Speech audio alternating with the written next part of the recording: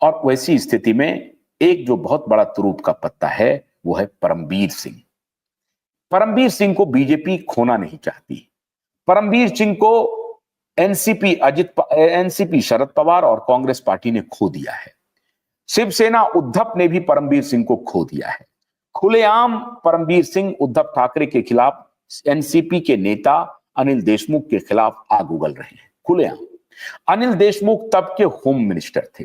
Home minister के अधीन में ये पुलिस कमिश्नर थे और एक पुलिस कमिश्नर अपने ही पूर्व होम मिनिस्टर के खिलाफ आग उगल रहे हैं, जहर उगल रहे हैं। ये लॉगर हेड पे हैं पूरी तरह से। दोनों आमने सामने तलवार निकाल के खड़े हैं, परमबीर सिंह और अनिल देशमुख। अनिल देशमुख की पार्टी है शरद पवार की एनसीपी। शरद पवार की अब परमबीर सिंह से फासले बहुत बढ़ गए हैं, क्योंकि द मोमेंट परमबीर सिंह ने मुंह खोला, ये जो दरार है रिश्ते के बीच में, ये दरारें और बढ़ गई, लंबी हो गई दरार, बड़ी हो गई, गहरी हो गई दरार। किनके बीच में? शरद पवार और परमबीर सिंह के बीच में। शरद पवार एक और स्कोर सेट करना चाहते होंगे। अजित पवार जब शरद पवार के साथ थे, राजनीति में देखिए भाई भतीजा का आपको मालूम है कौन किसको कहां फंसा दे, कहना मुश्किल है। शरद पवार ये नहीं चाहते होंगे कि अजित पवार करप्शन से बाहर निकल जाए, हालांकि भतीजा हैं वो चाहते भी होंगे निकल जाए, लेकिन परमबीर सिंह ने अजित पवार को क्लीन चिट दिया। शरद पवार के किसी नेता को दिया होगा, फेवर किया होगा, लेकिन वो पब्लिक डोमेन में नहीं है कि किस नेता को कब क्लीन चिट दिया। लेकिन एंटी करप्शन के प्रमुख रहते हुए परमबीर सिंह ने अजित पवार को इरिगेशन स्कैम में जिस तरीके से क्लीन चिट दिया, वो शरद पवार को मन ही मन अच्छा नहीं लग रहा होगा, क्योंकि शरद पवार चाहते हैं कि अगर अजित पवार राजनीतिक हैसियत बड़ी उनकी हो रही है तो वो उनको कट टू साइज कैसे किया जाए in comparison to his daughter. अपनी बेटी के तुलना में अजित पवार को कैसे कट टू साइज किया जाए। तो उनके ऊपर भ्रष्टाचार का आरोप, करप्शन का आरोप, ये सब चलता रहेगा। ये परिवार के अंदर भी चल रहा होगा, परिवार के बाहर भी चल रहा होगा।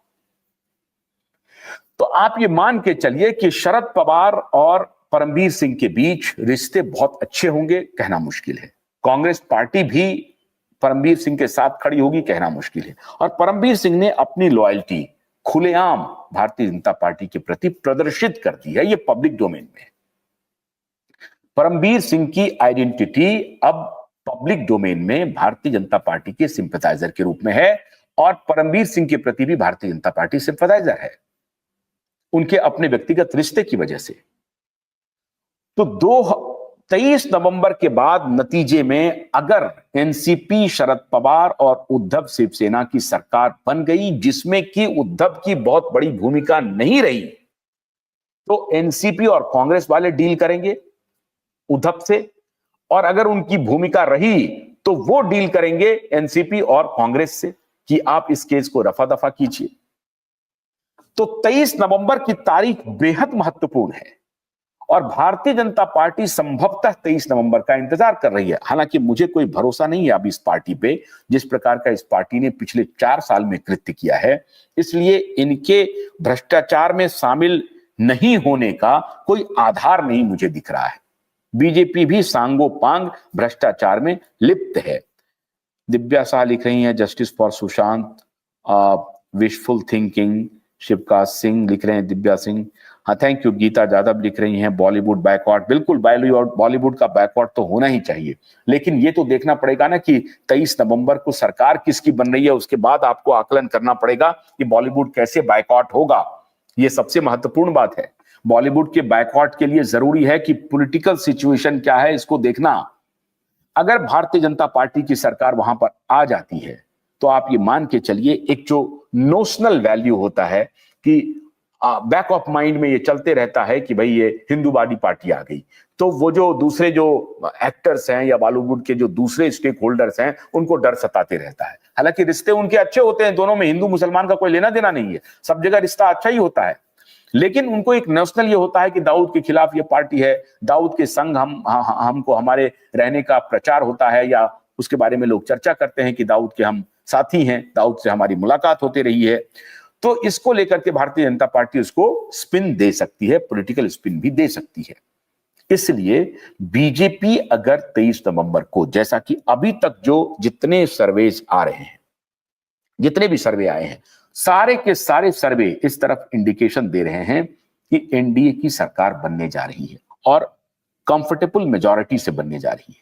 अगर एनडीए सरकार में आती है तो एक ही काम यह हो सकता है कि उद्धव और बाप बेटा दोनों, उद्धव और आदित्य दोनों भारतीय जनता पार्टी के सामने क्या बिना शर्त जाके सरेंडर करते हैं, और क्या इस बिना शर्त सरेंडर को भारतीय जनता पार्टी मान लेती है, कहना मुश्किल है। बाला साहब ठाकरे का हवाला देकर के हो सकता है कि पिता पुत्र भारतीय जनता पार्टी से गुहार करे कि मुझे इस मामले से हटा दीजिए, और यह मुमकिन है कि इस गुहार को भारतीय जनता पार्टी सुन भी ले और उसके लिए आधार दिया जाए कि कोई बात नहीं है, अब जो लोग चले गए सो चले गए, इनको बचा देते हैं। तो यह सबसे बड़ा अपराध होगा। लेकिन मुझे लगता नहीं है कि ऐसा होगा। भारतीय जनता पार्टी इस बात का इंतजार कर रही है कि 23 नवंबर को हमारी सरकार एक बार रिपीट हो जाए, फिर हम इनसे निपट लेंगे। ये एक छोटा मुद्दा है, सही बात है, एक बड़ी राजनीतिक पार्टी के लिए निश्चित रूप से ये एक छोटा मुद्दा होगा। हम जिस नजरिए से इस मुद्दे को लगातार उठा रहे हैं वो नजरिया अलग है, वो पॉलिटिक्स और अपराध इन दोनों से अलग है। हम जस्टिस, न्याय और न्याय को जो खत्म होते हुए देख रहे हैं उसके लिए हम ये मुद्दा उठा रहे हैं कि भारत में जो न्याय व्यवस्था है वो खतरे में पड़ती जा रही है और उसको सब मिलकर के तबाह करने में लगे हुए हैं। Politician, bureaucrats, judiciary, investigative agencies, ये सब मिलकर के उस पूरी न्याय प्रणाली को ध्वस्त करने में लगी हुई है। हमारा मुद्दा उठाने के पीछे का कारण, सबसे बड़ा कारण यही है कि किसी भी सूरत में दिशा और सुशांत के मुद्दे पर कोई समझौता नहीं हो सकता है, क्योंकि ये न्याय का पक्ष बन चुका है। ये दो व्यक्ति के मृत्यु का पक्ष नहीं है, ये न्याय का पक्ष है। अगर भारतीय जनता पार्टी की सरकार वहां पर आ गई तब भी सीबीआई एक्टिव होगी और तब भी एसआईटी एक्टिव होगा। यह संभावना अधिक लग सकती है। लेकिन अगर महाविकास अघाड़ी की सरकार आ गई तो डील करके वो लोग निश्चित रूप से उद्धव ठाकरे के बेटे को, आदित्य ठाकरे को बचा लेंगे, बचाने की कोशिश करेंगे। लेकिन तब उस केस में परमबीर सिंह जैसे लोगों का इस्तेमाल बहुत महत्वपूर्ण हो जाएगा। परमबीर सिंह जैसे लोगों को सामने ला करके लड़ाई महत्वपूर्ण हो जाएगी। देवेंद्र फडणवीस खुद ये नहीं कह सकते हैं कि ऐसा हुआ था। कहेगा कौन? तो परमबीर सिंह कहेंगे। कहेगा कौन? जो पुलिस के मुखिया हैं वो बताएंगे जाकर के कि इस तरह की घटना हुई थी, इसमें इन लोगों की संलिप्तता थी। इसीलिए ये महत्वपूर्ण हो गया है कि 23 नवंबर के मतदान के बाद जो नतीजे आने वाले हैं, उस नतीजे में एनडीए का पलड़ा अगर भारी रहता है तो दिशा और सुशांत के मुद्दे लेट से खुलेंगे, जल्दी नहीं खुलेंगे, विलंब से खुलेंगे। और अगर अघाड़ी की सरकार बन जाती है तो हो सकता है कि दिशा और सुशांत का मामला जल्दी खुल जाए, क्योंकि ये फिर तकरार चलेगी बात। क्योंकि अगर महाअघाड़ी की सरकार आएगी तो बहुत सारे बिजनेस जो हित हैं वो फंसे हुए हैं। आपने अभी देखा होगा कि धारावी के रीडेवलपमेंट का प्लान फंसा हुआ है।